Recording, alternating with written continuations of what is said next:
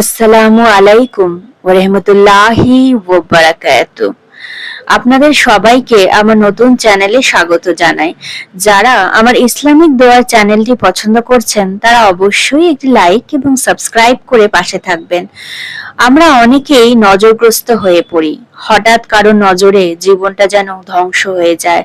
তাই আজকে আমি নজর থেকে বাঁচার জন্য আপনি কি তদবির পাঠ করবেন এবং নিজের শরীরে ফুঁক দিতে পারবেন সেই তদবির আমি স্ক্রিনেতে দিয়ে দিলাম।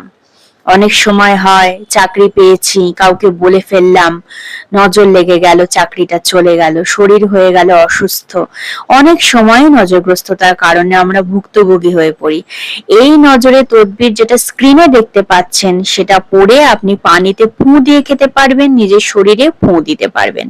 আমিন।